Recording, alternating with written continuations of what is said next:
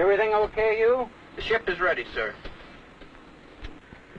88 passengers, Captain. Gross weight 112,000 pounds. Another full load, eh? Thanks, Al. That's what I like to see. Now, for you folks who've never been up on a flight deck before, this is it. The captain and the pilot have the flying controls at their fingertips at all times. While over here, the engineer is very busy with the engine instruments. These are the throttles, just like the accelerators on your car. One for each engine. 2, 3, 4. This is the control column.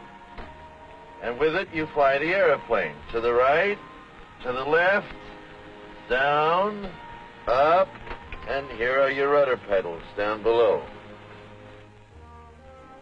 The airspeed indicator shows just that, how fast we are going through the air.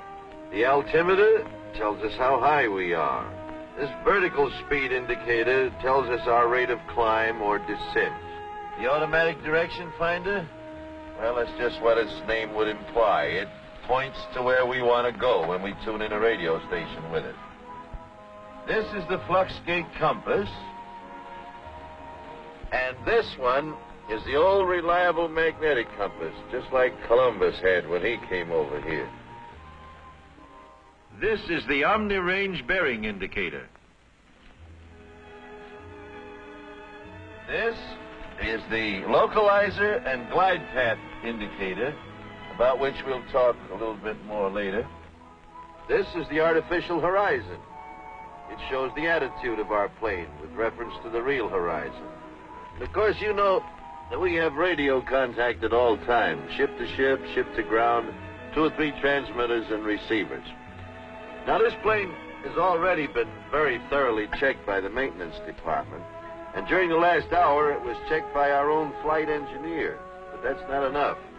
The pilot and the captain have 1, 2, 3 lists of checks to make before we start down the runway to take off. Okay, Dick, we'll do the before starting engines check, huh? Right. Oxygen mask. Immediately available. Brake selector. And so on through 39 separate items. Now, you passengers wonder why we sit and wait sometimes at the end of the runway.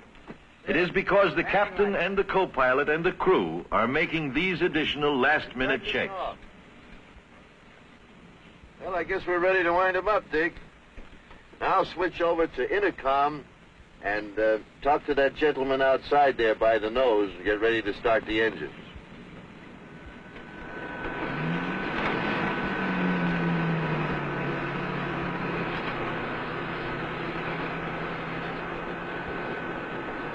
Ground to cockpit.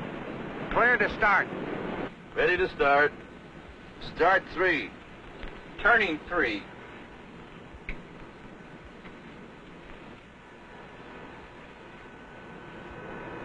Contact 3.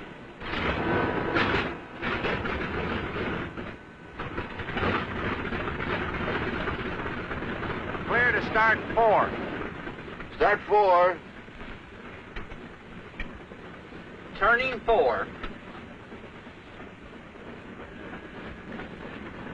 As soon as the second engine starts, the ground crew checks with the cockpit. Hydraulic pressure up. Now the safety pins can be removed from the 3 landing wheels. Otherwise, they could not be retracted when the plane is in the air. Clear to start 2. The same routine is followed for each engine. Clear to start 1.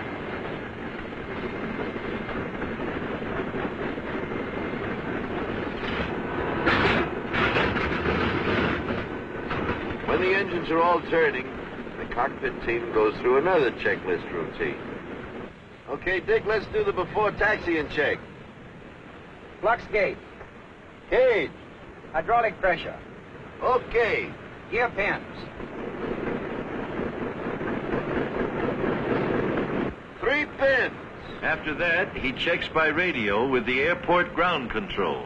Idlewild ground control from Eastern Airlines trip 601. Taxiing instructions. Eastern 601, clear to taxi, clear to runway 13 right, 13 right, the wind south-southeast 10, altimeter 299.7. Get the runway, Arthur. 15. 13 right, right? Right. 13 right. Okay. Ready to taxi? Brakes off.